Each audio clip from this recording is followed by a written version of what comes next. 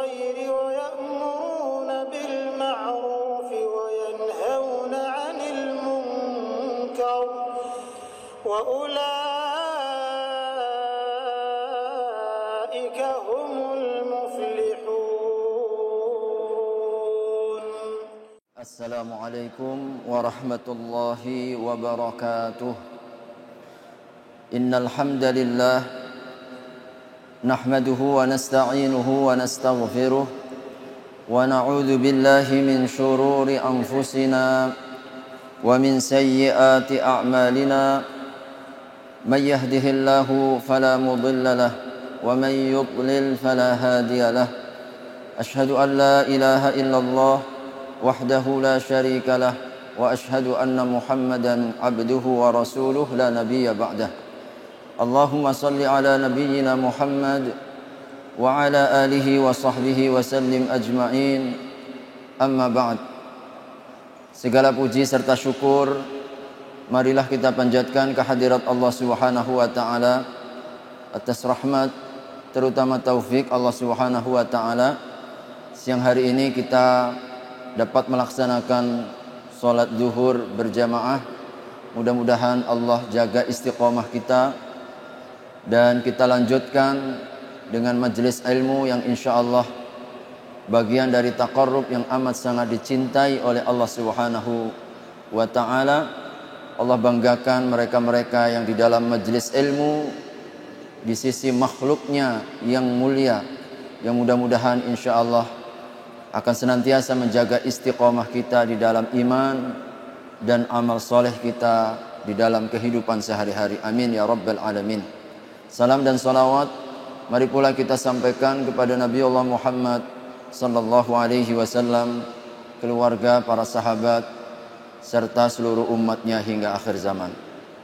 Hadirin rahimakumullah, ada satu ungkapan dari seorang salafus saleh ketika mereka memaknai musibah sehingga tetap ujian kepada Allah Subhanahu wa taala. Biasanya kita memuji Allah saat kita mendapatkan kenikmatan, mendapatkan kesenangan. Allah mudahkan seluruh urusan kita. Allah Subhanahu wa taala berikan kepada kita kenikmatan-kenikmatan dalam hidup. Sedikit orang yang mampu untuk memahami dan menyadari hingga kemudian mereka tetap memuji Allah, tetap bersyukur kepada Allah Subhanahu wa taala tatkala mereka di dalam kesulitan. Saat susah syukur. Saat diuji dengan musibah dia tetap bersyukur kepada Allah. Ini yang luar biasa. Kalau dia memuji saat dia senang biasa.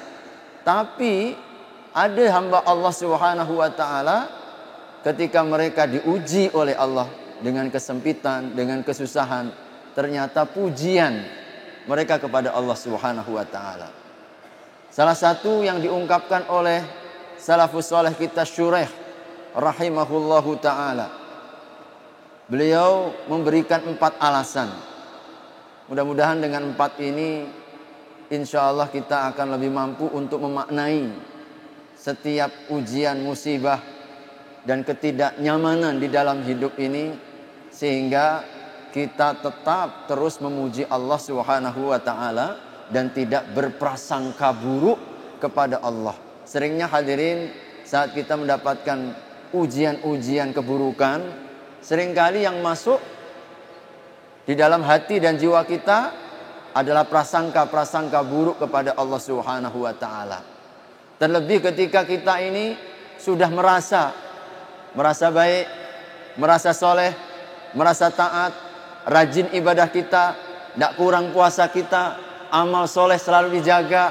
Tapi kadang yang kita hadapi, kenapa ya Allah pasang surut hidup kehidupan saya. Berat benar ujian saya di dalam kehidupan ini. Seringkali kemudian muncul prasangka-prasangka buruk, tuduhan-tuduhan buruk kepada Allah Subhanahu wa taala. Syuraih mengatakan, Aku ketika diuji oleh Allah dalam kesulitan, saat aku diberikan oleh Allah musibah, tetap aku puji Allah Subhanahu wa taala atas segalanya. Mengapa? 4 kata beliau alasannya. Pertama, beliau merasakan bahwa apa yang menimpanya, ternyata beliau merasakan bahwa musibah yang ia terima lebih kecil dibandingkan musibah yang ada pada saudaranya. Ternyata beliau menganggap dan merasakan bahwa ujian yang ada ini ternyata lebih kecil dibandingkan ujian kepada saudaranya. Musibah yang ia terima, beliau itu masih bersyukur karena selamat dari musibah yang lebih besar. Begitu. Selamat dari musibah yang lebih besar. Itu yang membuat beliau tetap bersyukur dan tidak mengeluh. Hadirin, ini ternyata perlu cita rasa. Jadi seorang alim ulama kita, salafus soleh kita, sehingga mereka selalu tenang, nyaman, damai hidupnya, tidak ada keluhan. Terus mereka merasakan dalam hidup ini kemuliaan demi kemuliaan, meskipun secara zahirnya tampaknya susah, tampaknya berat. Ternyata mereka mampu menyelami. Nah, ini kata kuncinya. Menyelami dan memaknai setiap musibah. Subhanallah, dia merasa bahwa dia selamat dari musibah yang lebih besar. Masya Allah. Ketika jari kelingkingnya yang terjepit, yang ditengok 9 jarinya. Kira-kira begitulah. Alhamdulillah, baru jari kelingking. Coba kalau 99 jari, cemanalah aku akan bisa makan. Selamat dari musibah yang lebih besar. Mungkin dia kecelakaan, alhamdulillah masih selamat. Ada orang yang kecelakaan meninggal, Masya Allah. Ketika mungkin orang masih diberikan oleh Allah Subhanahu wa taala kesempitan rezeki, alhamdulillah masih ada rezeki. Ada banyak orang yang gak bisa makan, udah sepekan ini tidak ada satupun rezeki datang. Ini alhamdulillah kita masih dapat hidup. Seterusnya. Dia mencari alasan dan membandingkan. Apa yang ia terima ternyata tak lebih, masih terasa kecil dibandingkan ada sebagian saudaranya yang lebih berat. Maka hadirin, salah satu kiat memang agar kita itu selalu bersyukur, lihat nikmat yang Allah berikan dan lihat saudara kita mungkin yang lebih daripada kita, lebih susah, lebih sulit, ini ujiannya lebih berat. Maka ternyata ini akan mendatangkan kesyukuran. Dan begitulah salafus soleh kita, diantaranya adalah Syuraih, ketika beliau menyadari ini. Yang kedua, hadirin rahimakumullah, mudah-mudahan menjadi kiat. Beliau menyadari dan bersyukur meskipun di dalam kesulitan, karena Allah karuniakan kesabaran. Subhanallah. Orang yang paling nikmat saat diberikan musibah, maka mereka yang diberikan kesabaran. Meskipun tampak secara zahir susah payah, tetapi hakikatnya Allah memuliakannya. Sebab orang kalau diberikan kesabaran, maka maknanya hadirin, diberikan oleh Allah kesempatan, peluang, pahala tidak terbatas. Innama yuwaffas sabiruna ajrahum bighairi hisab. Bighairi hisab. Orang yang disempurnakan, Allah akan sempurnakan pahala orang yang bersabar tanpa hisab. Derajat surga itu sekadar derajat sabarnya. Wa jazahum bima sabaru jannatan wa harira. Kami akan berikan pahala surga baginya karena sabarnya. Allah Subhanahu wa taala sebutkan sabarnya, dan sabar itu bertingkat-tingkat. Maka sekadar tingkatan sabar kita, setinggi itu pula surga kita. Maka mengapa ulul azmi begitu tinggi, berbeda-beda, bertingkat-tingkat? Ternyata karena tingkat kesabarannya. Sehingga kita diperintahkan oleh Allah, bersabarlah kalian seperti sabarnya ulul azmi. Fasbir kama sabara ulul azmi minar rusul. Bersabarlah engkau seperti sabarnya ulul azmi. Ulul azmi yang 5 itu, Nabi Nuh, Nabi Ibrahim, Nabi Musa, Nabi Isa, Rasulullah Muhammad sallallahu alaihi wasallam. Mengapa mereka paling istimewa dibandingkan 300 lebih rasul? Mengapa mereka paling istimewa? Dari 124.000 nabi, ternyata adalah karena kesabarannya. Puncaknya adalah Rasulullah Sallallahu Alaihi Wasallam. Maka orang yang dikaruniakan oleh Allah kesabaran, benar-benar mereka yang diberikan kenikmatan yang tinggi. Inilah yang menjadi cita rasanya Syuraih. Bersyukur saat diuji masih sabar. Banyak orang diuji tidak sabar. Banyak orang diuji mengeluh. Banyak orang diuji meratap. Banyak orang diuji kemudian mendatangkan kemurkaan Allah Subhanahu wa taala. Sehingga menuduh Allah macam-macam. Apa maunya Allah? Bukankah? Dia merasa lalu membangkit-bangkitkan. Saya ini sudah begini. Apa maunya Allah terhadapku ini? Subhanallah. Kalau kita diberikan oleh Allah Subhanahu wa taala kesabaran, sungguh kita diberikan oleh Allah puncaknya kebaikan. Tapi memang sabar ini perlu latihan. Innamas sabru bitasabbur. Sabar itu perlu proses melatih diri dengan kesabaran. Tidak tiba-tiba. Makanya hadirin rahimakumullah, salah satunya adalah latihan sholat. Seringkali dalam Al-Quran itu sholat dan sabar dijadikan satu. Kita temukan di juz pertama, wasta'inu bis sabri was shalah wa innaha lakabiratun illa 'alal khashiin. Lalu di juz yang kedua juga sama, surat Al-Baqarah, wasta'inu bis sabri was shalah. Ini innallaha ma'as sabirin. Sabar dan sholat. Maka sabar dalam sholat ini latihan, hadirin. Latihan kita untuk bersabar. Orang yang sempurna sholatnya mudah-mudahan disempurnakan kesabaran hatinya. Karena ini modal utama. Dalam hidup ini satu ya modalnya. Sabar dan syukur. Ya kan? Kadang-kadang kita mengalami kesulitan dan sering mengalami kesulitan. Maka kalau kita tidak sabar, kita akan menjadi orang yang dimurkai oleh Allah. Maka kita menjadi orang yang rugi. Sebab apa hadirin? Dah jatuh ketiban tangga, kata orang. Ya, karena kita sudah diuji dalam kesusahan, dapat kemurkaan Allah Subhanahu wa ta'ala. Maka ini yang kedua, cita rasanya Syuraih, rahasianya mengapa beliau dalam semua keadaan tetap bersyukur dan memuji Allah. Yang ketiga, kata beliau, aku senantiasa memuji Allah meskipun aku dalam kesulitan dan diuji oleh Allah, karena aku dapat mengucapkan istirja. Inna lillahi wa inna ilaihi raji'un. Subhanallah. Banyak orang ketika diuji lupa dengan siapa yang memberi. Seringnya orang hadirin rahimakumullah, wa idza an'amna 'alal insani a'rada wa na'a bi janibih wa idza massahu syarru kana ya'usa. Ini keadaan kita. Manusia itu kalau diberi oleh Allah nikmat, seringkali lupa diri, seringkali mereka menjauh, seringkali mereka lalai ketika diuji dengan kenikmatan. Tapi ketika diuji dengan kesulitan, maka seringkalinya manusia ini manusia ya'usa, berputus asa. Hadirin rahimakumullah, nikmat ketika kita diuji langsung ingat siapa yang memberi. Maka saat kita diuji, apakah karena hilang mungkin harta kita, mungkin ada sesuatu yang Allah ambil daripada kenikmatan kita, ada orang yang kita cintai, Allah Subhanahu wa ta'ala wafatkan, maka orang yang pertama kali diberikan kabar berita gembira, mereka yang bersabar adalah orang yang mengatakan qalu inna lillahi wa inna ilaihi raji'un. Alladzina idza asabatuhum musibah qalu inna lillahi wa inna ilaihi raji'un. Ini rizki.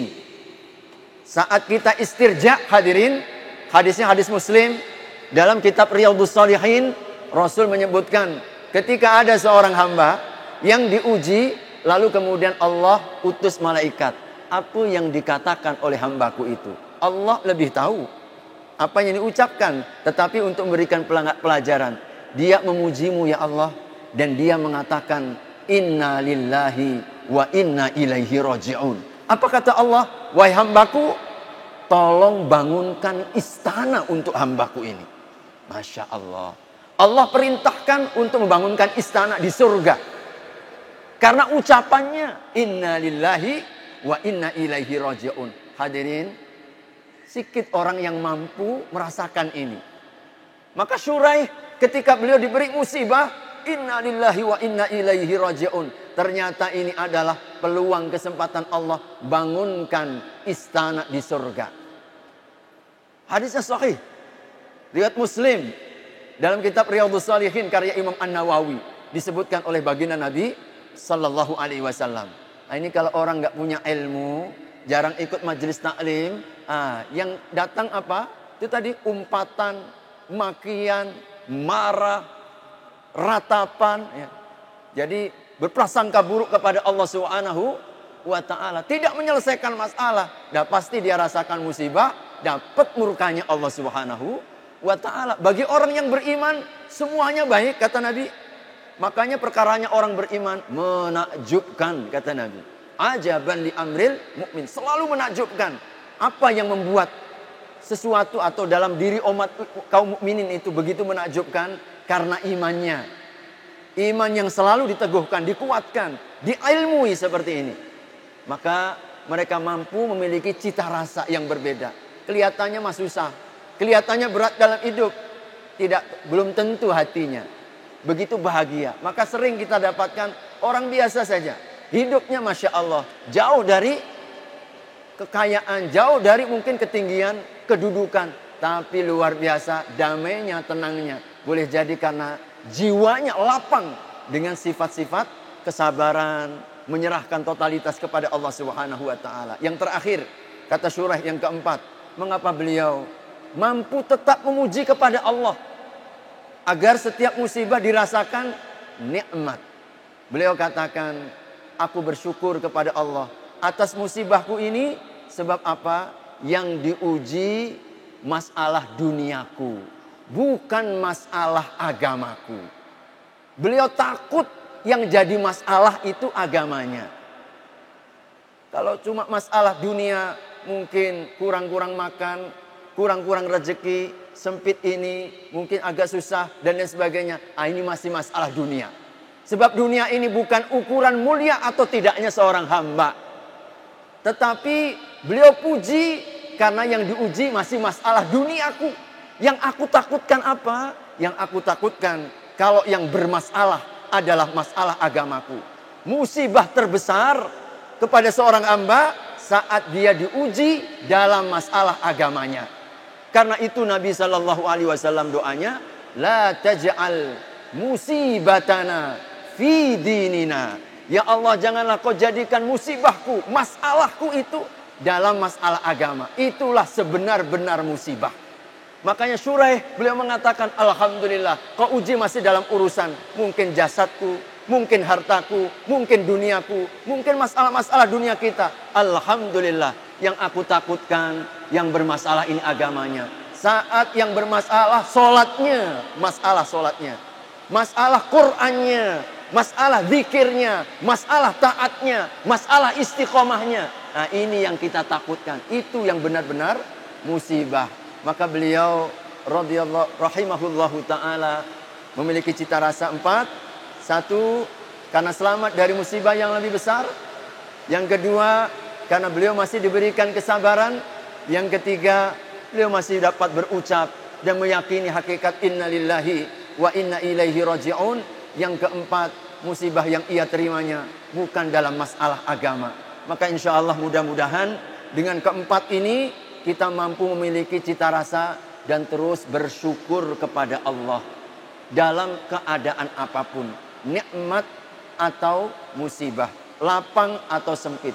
Pujilah selalu Allah Subhanahu wa taala, maka kita akan mendapatkan kemuliaan para malaikat, di mana amalan yang paling diharapkan para malaikat di sisi Allah adalah tahmid, pujian Allah Subhanahu wa taala. Wa nahnu nusabbihu bihamdika wa nuqaddisulak. Dalam surat Al-Baqarah ayat yang ke-30. Sedang kami ya Allah selalu bertasbih dan selalu memuji. Maka pujian adalah amalan hariannya para malaikat, seperti nafas kita ketika kita terus menghirup dalam kehidupan sehari-hari. Mudah-mudahan Allah karuniakan kebaikan. Hadanallahu wa iyyakum. Kurang dan lebihnya mohon dimaafkan. Mari kita sempurnakan dengan kafaratul majlis. Subhanakallahumma wa bihamdika asyhadu an la ilaha illa anta astaghfiruka wa atubu ilaik. Wassalamualaikum warahmatullahi wabarakatuh.